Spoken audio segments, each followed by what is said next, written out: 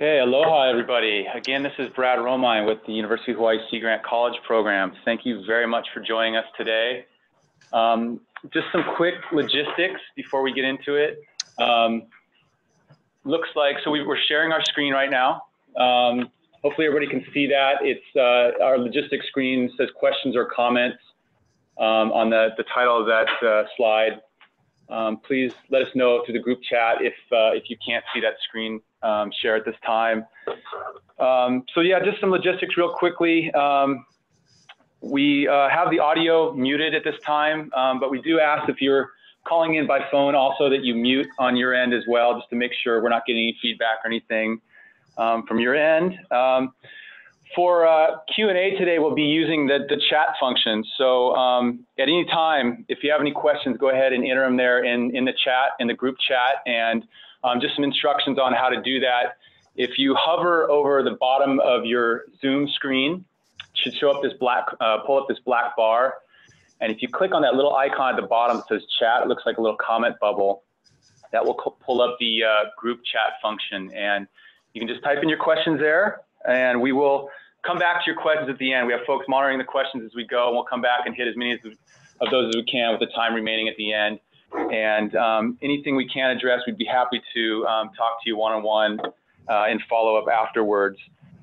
And we will have some contact information at the end of the presentation as well for folks to reach out to us directly also. We are recording the webinar today, so keep that in mind, and we'll share that around at the end, so feel free to forward that on to colleagues that weren't able to join us today. And we will be holding another webinar, the same webinar again on Monday, June 18th at 2 p.m. So another chance to join us if folks are unable today. So please let them know. Okay, let's jump into it. Again, thanks for joining us. Today we are providing an introductory webinar on our project Guidance for Streamlined and Resilient Disaster Reconstruction in Hawaii. Again, this is Brad Romine with the University of Hawaii Sea Grant College Program. Just mention again, this is the first of two identical webinars we're providing. Again, doing the same one June 18th, on Monday, June 18th at 2 p.m. So spread the word for folks that couldn't make it. We are recording. The primary purpose of this webinar is to introduce the project, describe our need and purpose, and where we're headed with this work. Before we get into more of the project details, I'd like to introduce our project team. We're very lucky to have a large and very knowledgeable team working together with us on this project. This project is led by Hawaii Sea Grant in close partnership with the DLNR Office of Conservation and Coastal Lands and the Office of Planning, as well as Tetra Tech Incorporated, our consultant on the project. In addition to myself with Hawaii Sea Grant, we have Tara Owens, Katie Hinson, Ruby Papp, and our director, Darren Lerner, on the project. Our Tetra Tech folks are Kitty Courtney, Kristen Gelino, who you'll be hearing from the bulk of the presentation today, and Cynthia Bianco. Sam Lemo at the OCCL is one of our co-eyes in the project. We also have Melanie Lander, Becca Braxton, Justine Nihipali, and Leo Asuncion at the Office of Planning, and very glad to have Jim Buca, Maui County, join us as well on this project effort. And thanks to the folks at NOAA, Paulo and Adam. The funding for this project comes from NOAA. Can I just ask folks to mute again if you're on the phone? Go ahead and mute your phone, please. Thank you. Getting a little feedback here. The funding for this.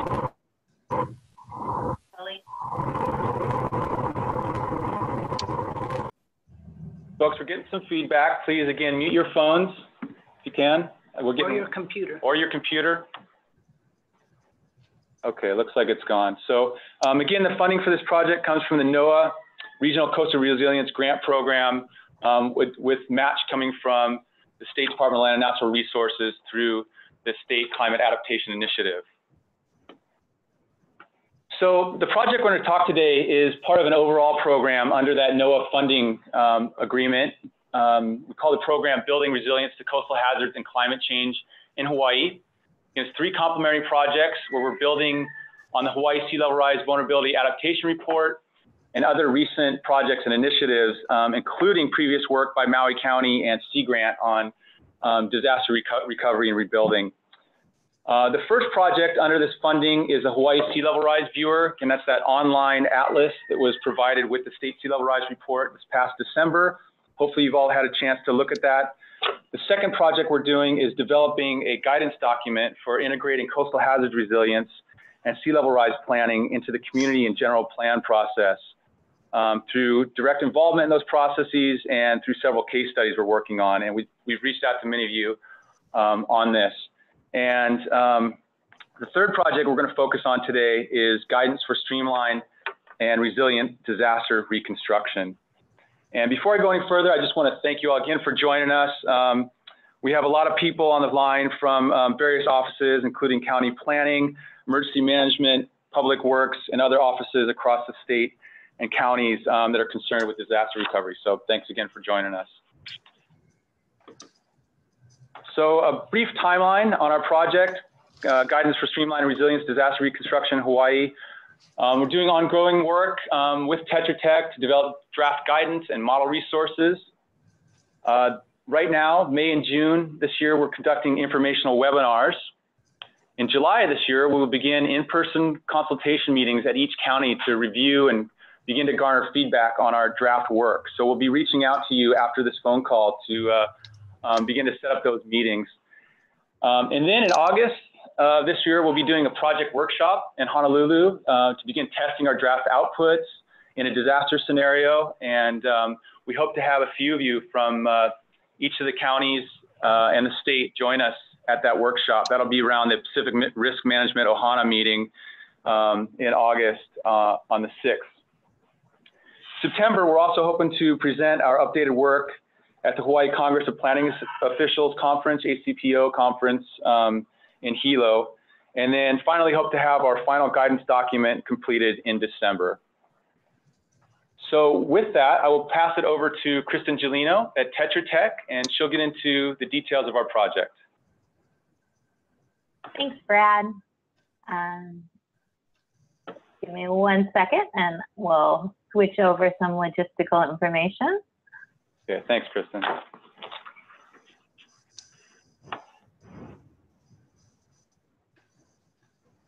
So hopefully everyone can now see the screen that I'm sharing.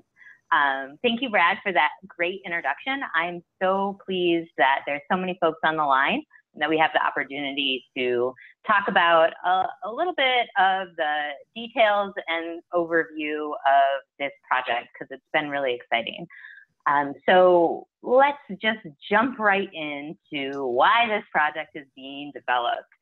On your screen, you see a photo of one of the shorefront homes that was destroyed in some of the recent flood events on Kauai. So this home is actually in Honolulu, and we really thought that this recent experience really presents a great backdrop to introduce you to what we're trying to accomplish with this project, and just is a great framework to start a discussion.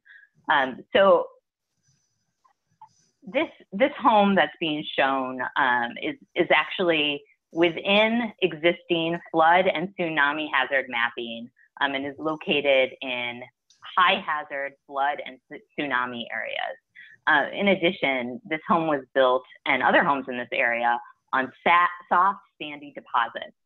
Further, the state sea level rise report shows that this area is vulnerable to chronic coastal flooding from sea level rise. So as you can see, the property owners of this house have suffered quite a loss, and this home has experienced significant damage during the flood event. And the owners will need to do considerable work before they would be able to return to the area. So given the damage that this home sustained, and the information that we have on future risks, should this home and the other homes in the area be built back the same way, knowing that they will be prone to increased flooding and erosion hazards? If so, are there more stringent building standards needed in order to lessen impacts to these hazards and make the community more resilient? Or perhaps the high level of risk in the area indicates to us that the homes should not be rebuilt at all. Now, we're not trying to answer these questions right now in this webinar, but we imagine that Kauai County and other counties that have experienced disasters before are grappling with these types of questions as we speak. So in addition to all of us thinking about these questions, we also have this property owner.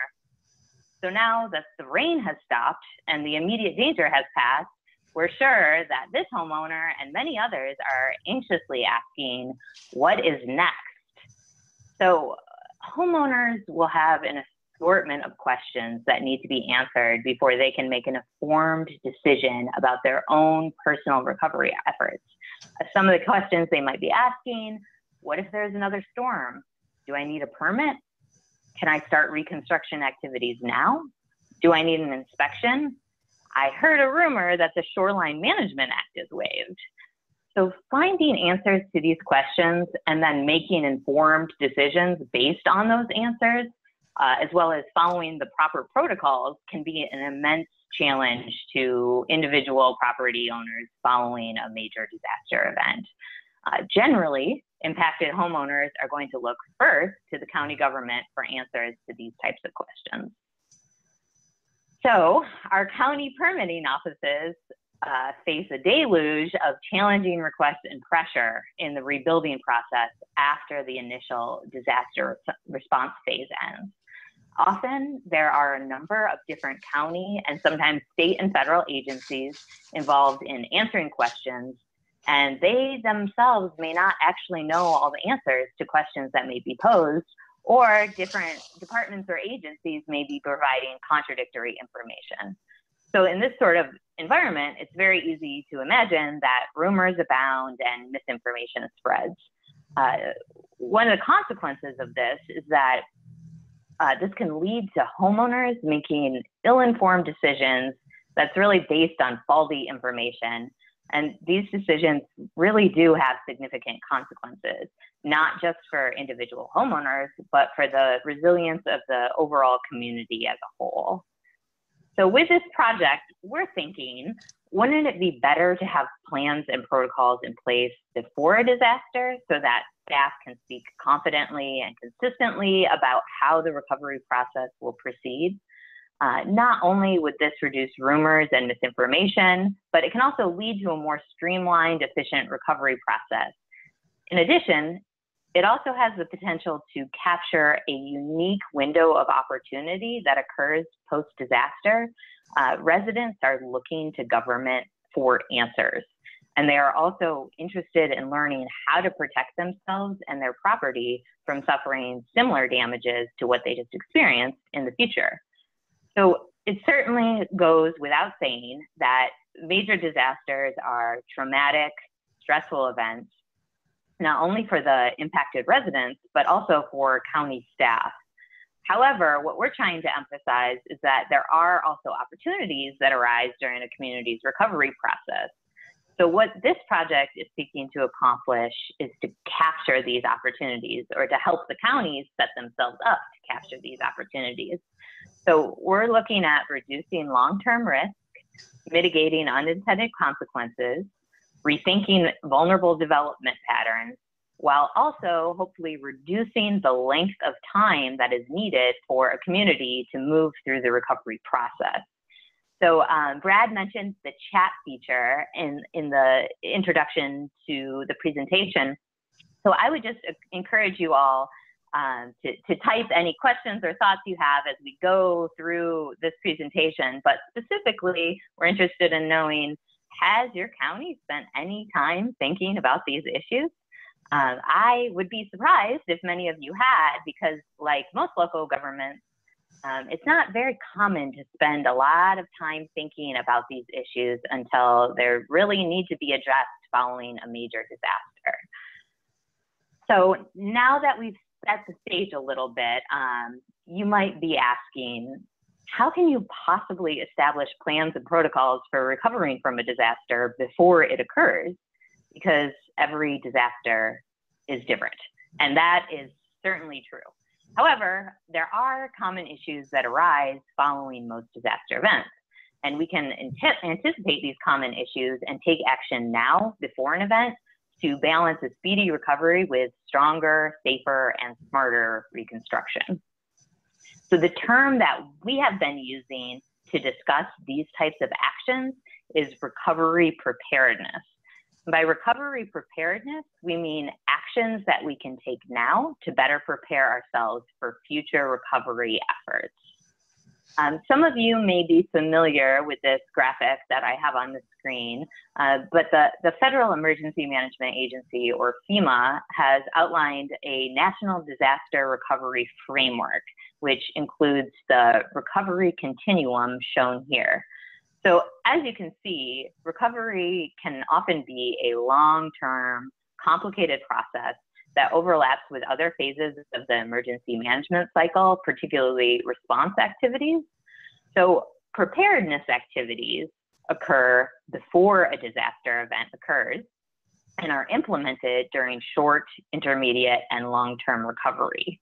The overall purpose of recovery preparedness activities is to hopefully have clear plans and protocols in place and to shorten the length of time that the community needs to recover because we've done some of the thinking beforehand.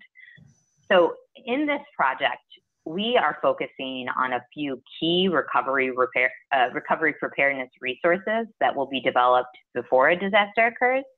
A recovery preparedness plan framework, and a reconstruction ordinance, as well as pre-established messaging relating to these two resources to support their implementation. So these would be implemented or triggered when a disaster event occurs. So county agencies would then implement these resources. They would provide clear, consistent messaging to the public about our streamlined, resiliency, and environmentally focused rebuilding and recovery processes. And these processes will go into effect as soon as the response is complete and recovery gets underway. We should note, however, and I'm sure many of you are aware, that the term recovery is very broad and really encompasses a lot of different activities that impact a number of sectors. For example, there's public service restoration, environmental impact abatement, restarting economic recovery, fostering long-term community redevelopment and improvement. These activities, as I'm sure you can imagine, are all interrelated to a certain extent, but we are really focusing on long-term community redevelopment and improvement, specifically repairing and rebuilding private property. So we understand that this can be confusing. There's a lot of terminology in general that has different meanings across professions. And we've had a lot of dialogue internally about using the correct words. So we have really been thinking about the overall recovery process as recovery big R, and the focus of this project as reconstruction little r, which is just one component of recovery. And we're taking a focus on this smaller aspect because we are building on some previous work where this specific need has been identified. As we noted earlier, following the initial response phase, permitting agencies will almost certainly be overwhelmed following a major large-scale disaster event if there are not pre-planning and protocols in place. So having these plans and protocols should really help us take advantage of opportunities to increase overall community resilience. So one of the efforts that this work builds on is the Hawaii Sea Level Rise Vulnerability and Adaptation Report. So the work of this project intersects with a number of its recommendations. A few of them are developing pre-disaster recovery frameworks that incorporate opportunities to adapt to sea level rise through disaster recovery, and also integrating sea level rise adaptation plans and policies into state, county, and community plans. In addition, this project builds on some really fabulous work that was conducted in 2015 in Maui County, a project that ended up being called Post-Disaster Reconstruction Guidelines and Protocols for the Conservation of Coastal Resources and Protection of Coastal Communities. Some of you perhaps are familiar with this work, as there were a number of presentations made regarding the efforts and the results of that effort over the past few years. So through a process of extensive public outreach, Maui County identified community preferences for Reconstruction priorities, public messaging for consistent communication, opportunities to incorporate best management practices and resiliency, as well as unmet needs and questions.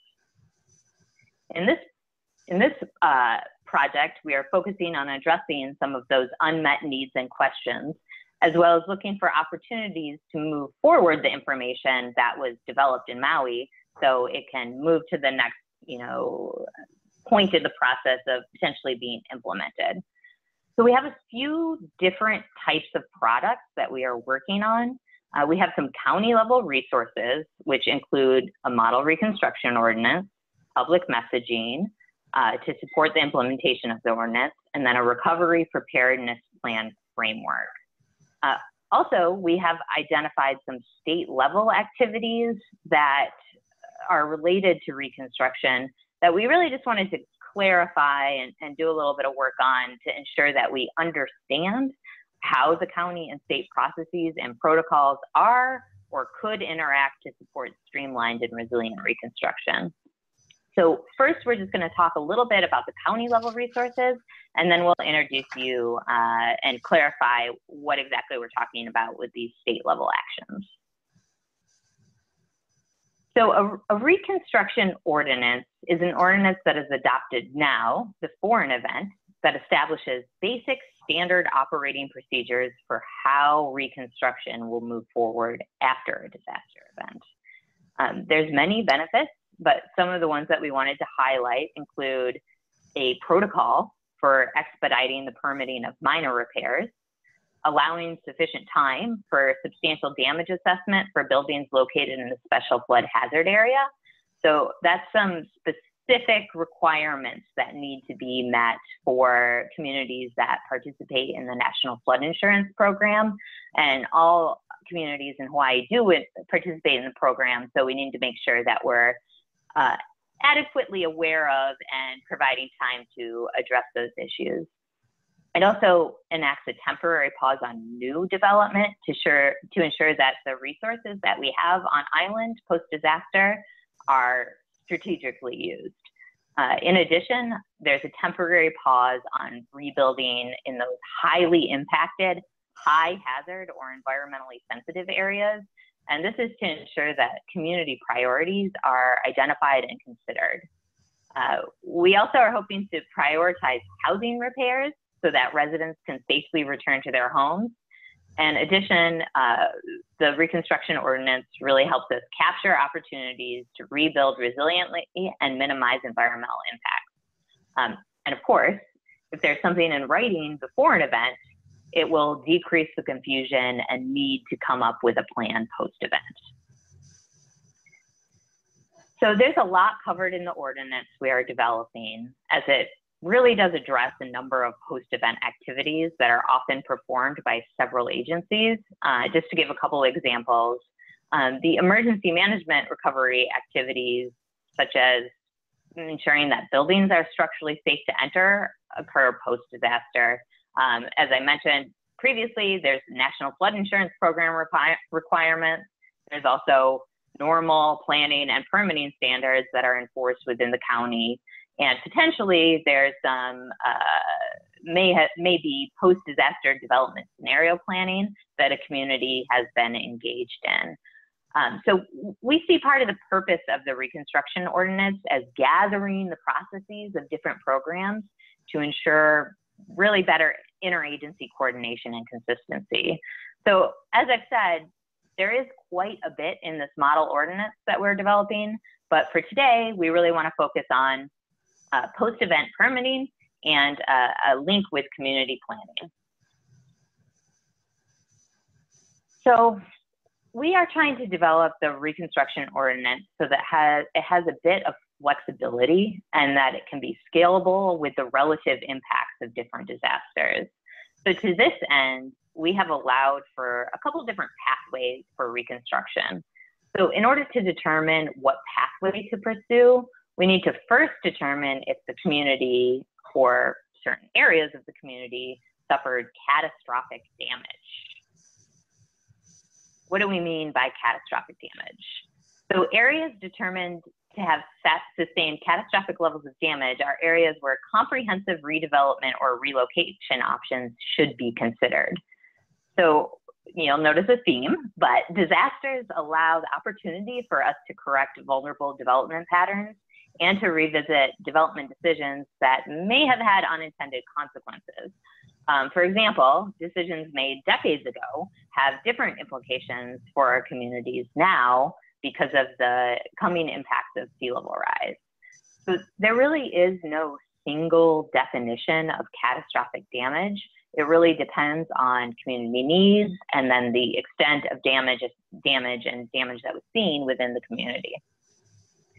So an example that may be helpful to us in envisioning what we mean by this and the opportunities that might be presented comes from post-tsunami decisions made in Hilo.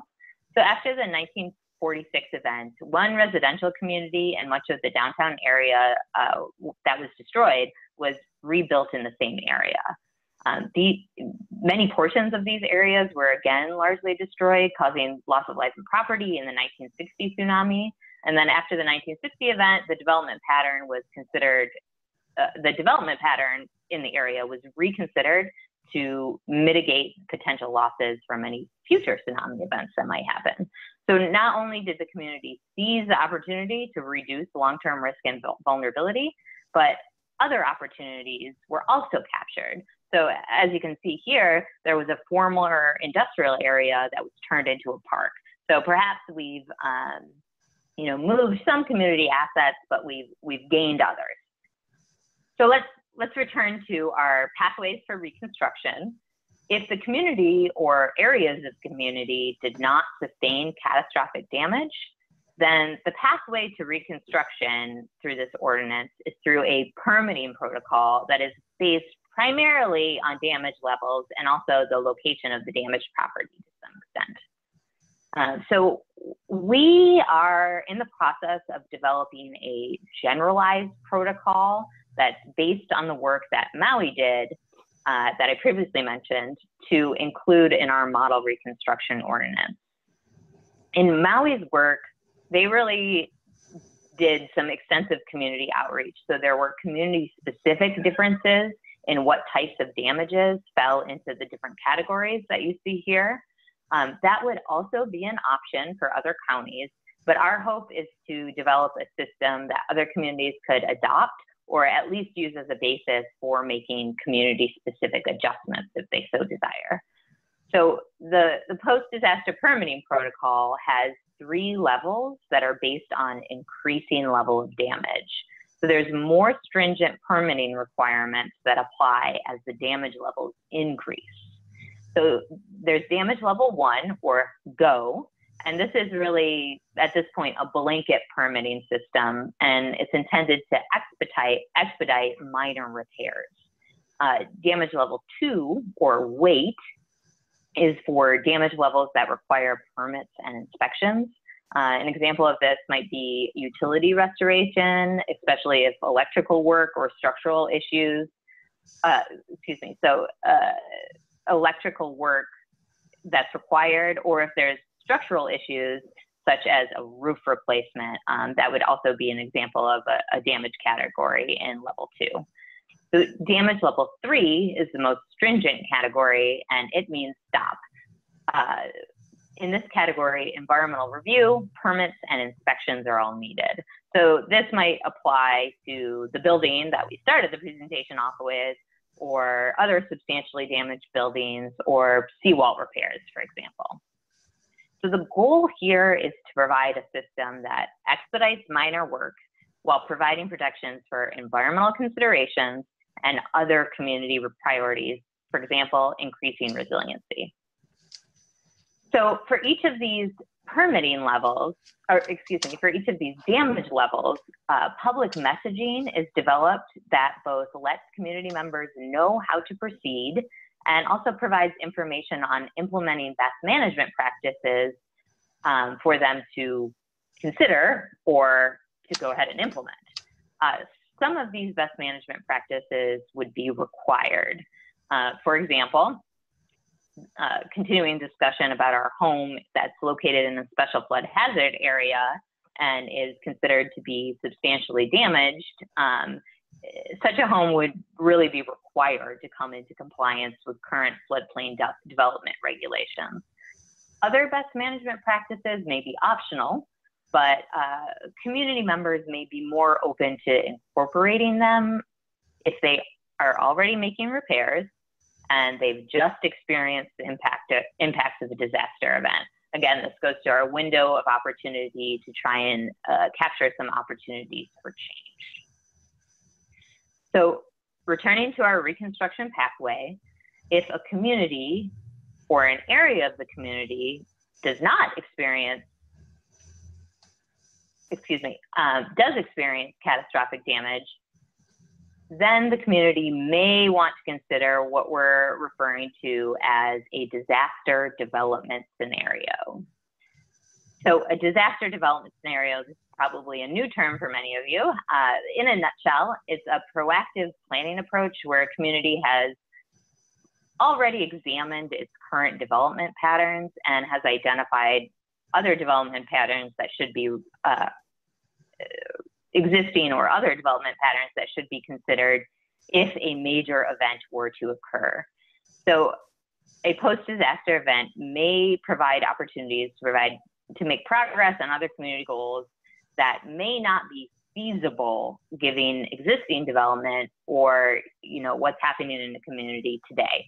So for example, a community may want to have a coastal access area restored, or they may wish to realign a roadway, or perhaps a community has identified a priority to move structures out of the sea level rise exposure areas.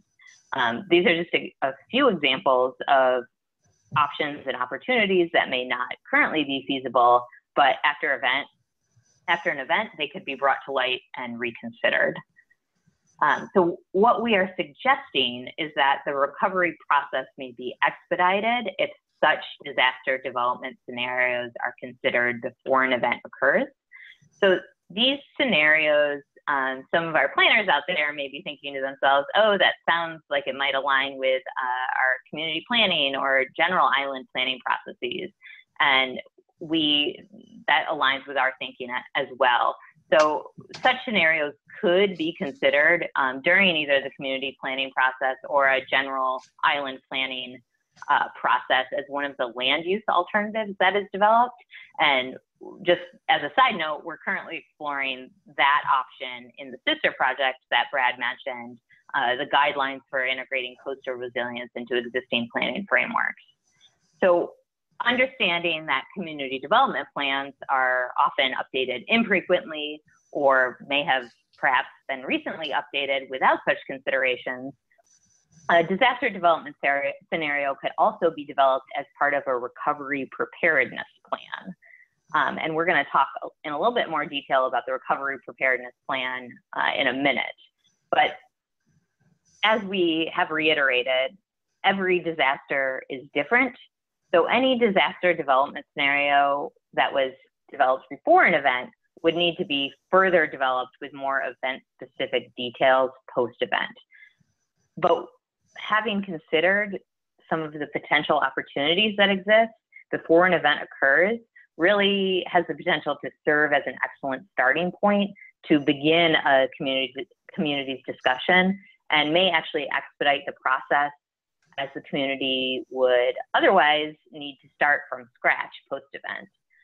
Additionally, having gone through a conceptual exercise, such as developing a disaster scenario, it may possibly lessen the desire to rebuild in exactly the same vulnerable community development patterns that is very frequently seen after event. To refer back to the example earlier, the community was rebuilt in many of the same ways following the 1946 tsunami.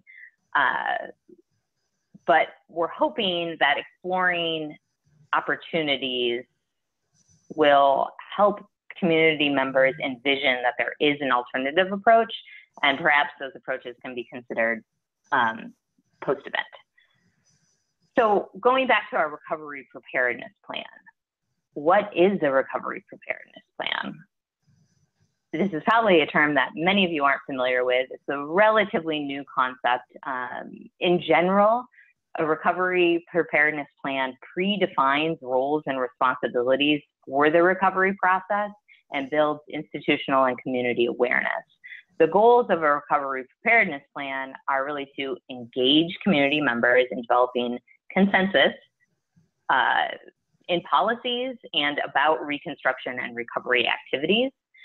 It's to develop and enhance recovery capabilities throughout the whole community and to create an organizational framework to guide local recovery.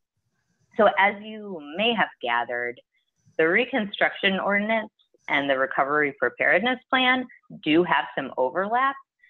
In fact, a community may wish to develop its own specific post-disaster permitting protocol that is captured in the ordinance we discussed as one component of a recovery preparedness planning process.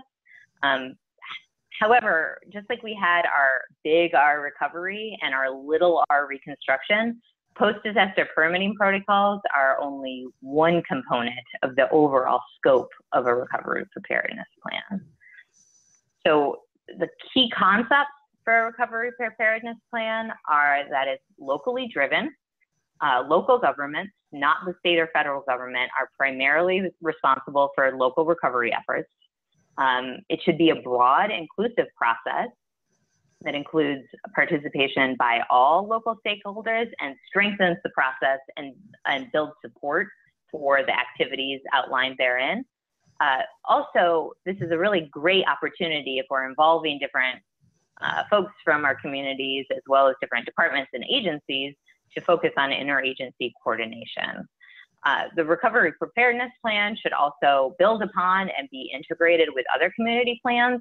We talked a little bit about the community plans and a general plan, and many of the plans that exist already in our communities have done much of the work that is needed for a successful recovery preparedness plan. So we really want to build upon and integrate with those efforts to really help communities take advantage of the opportunities inherent in recovery, and then to work towards the achievement of any of these broader plans that outline broader community visions. The recovery preparedness plan should also be closely aligned with hazard mitigation, resilience, and sustainability. So hazard mitigation planning, which hopefully some of you are familiar with, and recovery preparedness planning have overlapping objectives that can be mutually beneficial.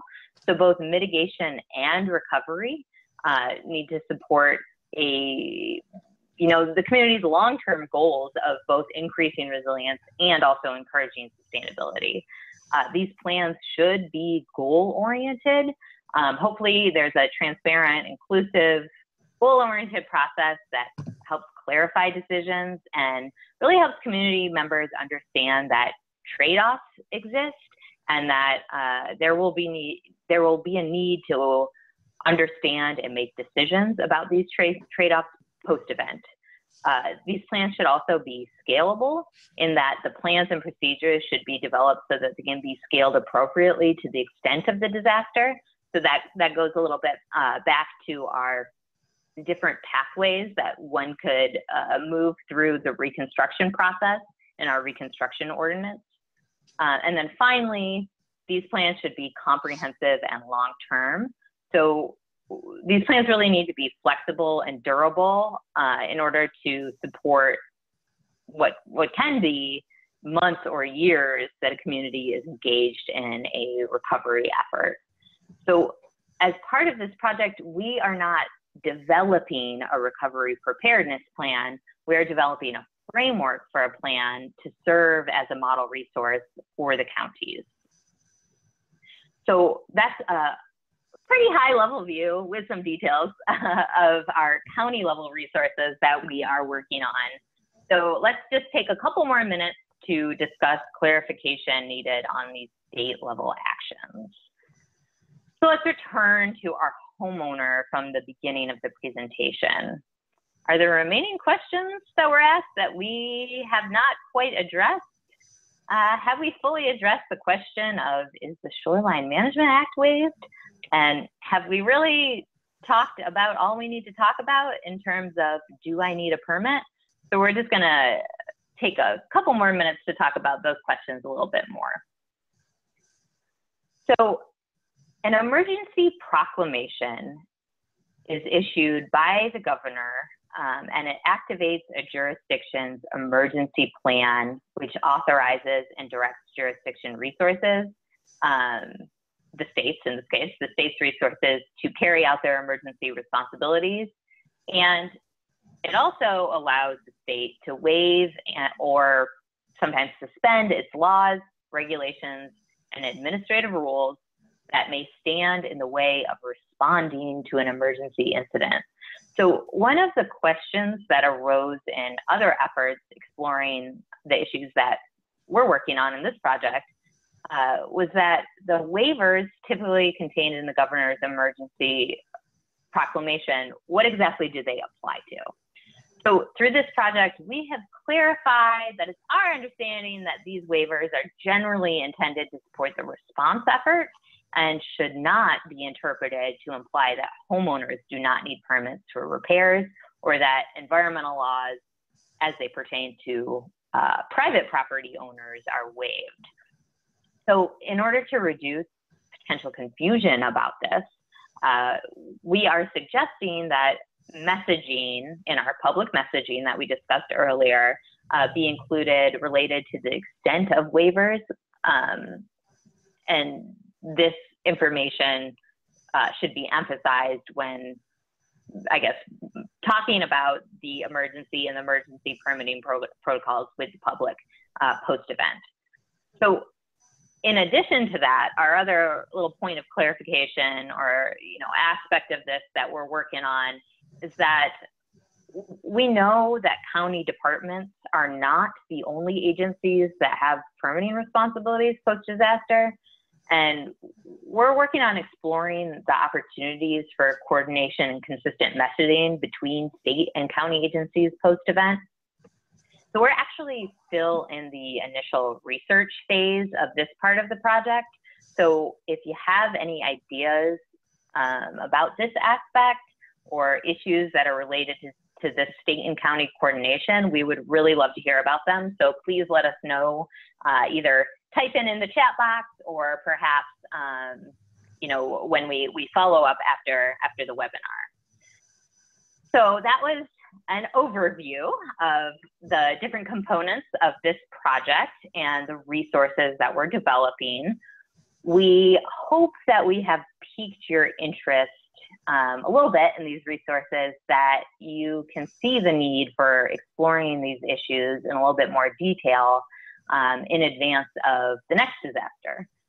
So just to review the next steps that Brad outlined at the start of our discussion, we will be having the same webinar, no new material, on Monday, June 18th at 2 p.m. So please tell your friends if you think they might be interested.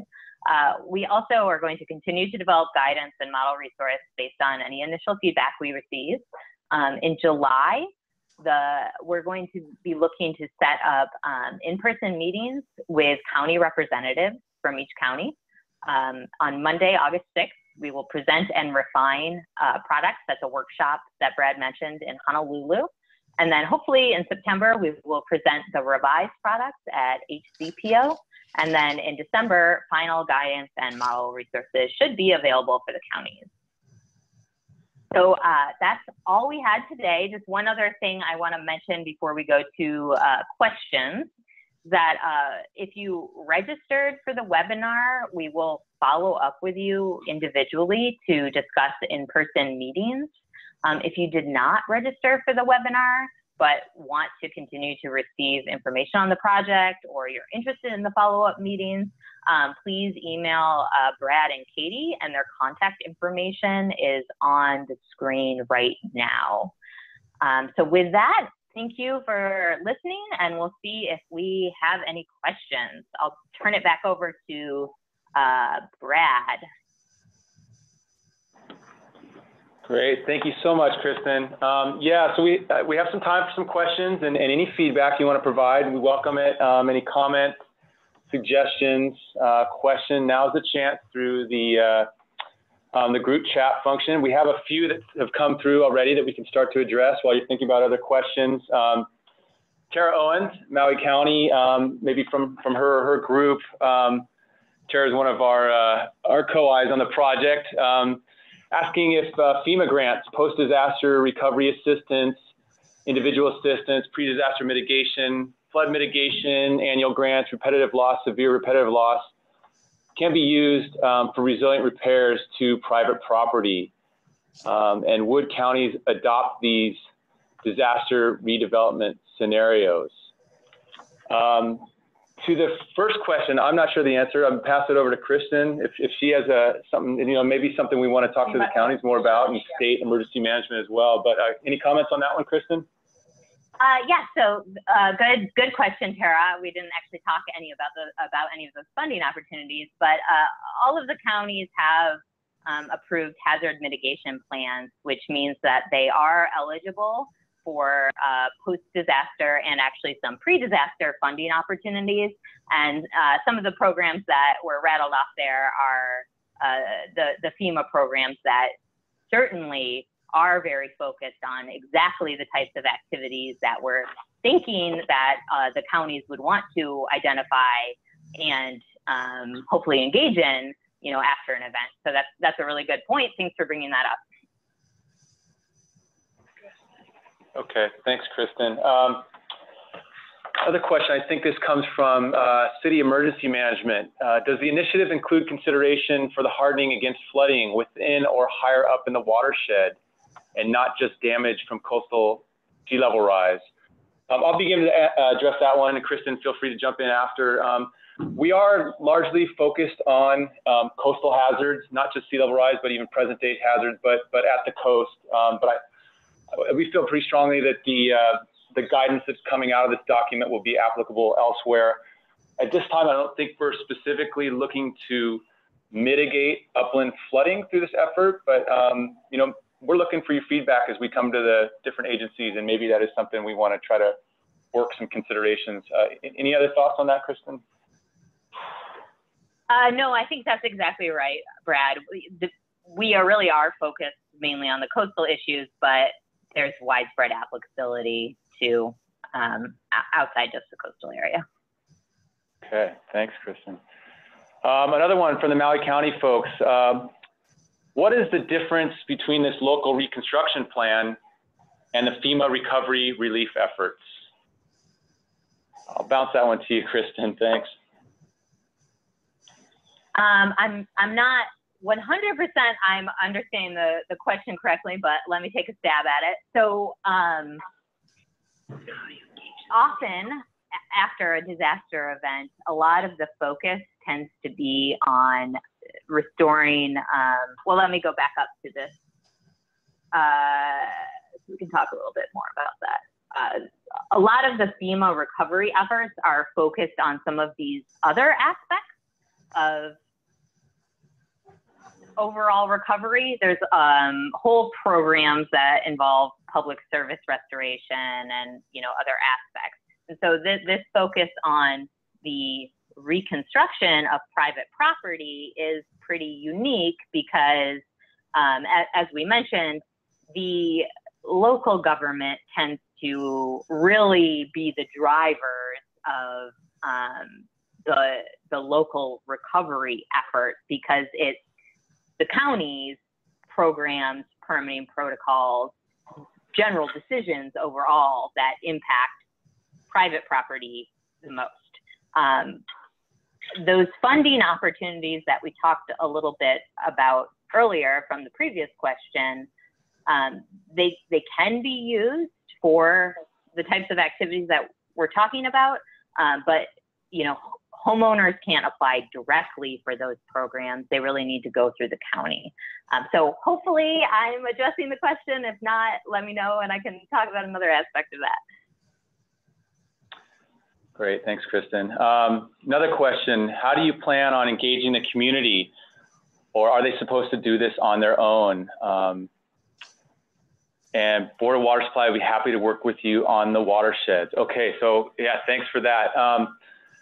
So we really are focused on working with the state and county agencies on this and helping to guide them, enable them to work with the communities. We do have our other somewhat overlapping project where we're looking at the community development and island level planning process too. We may get a little more involved with the communities through that one, but this project in particular, a little more focused on the communities. We're going to build on the really extensive community outreach that Maui County did in their project and what they learned from that. But yeah, we're really focused primarily with facilitating the government's work and working with their communities. And then good point, yeah, about the East Honolulu flooding, both coastline and upper watershed. There's obviously an overlap there, so duly noted, and yeah, we need to consider all that. So thank you. Any other questions this time? Type them in.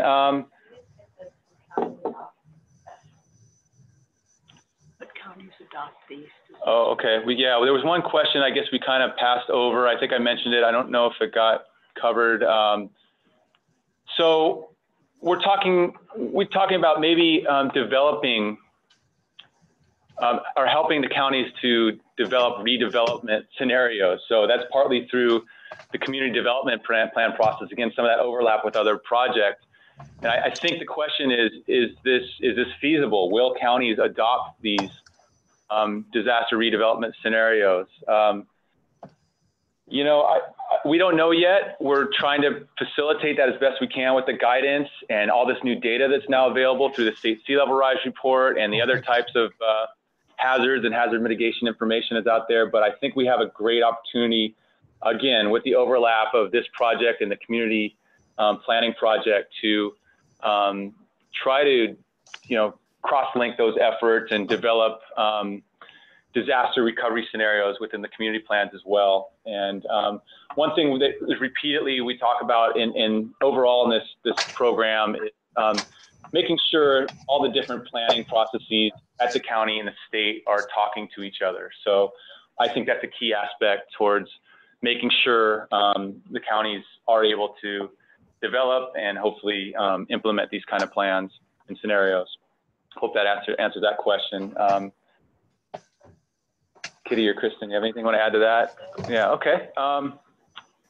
So if there's no further questions, again, you have our contact information up there. Kristen, I think you still have control. Maybe you can bring those email addresses up again once more.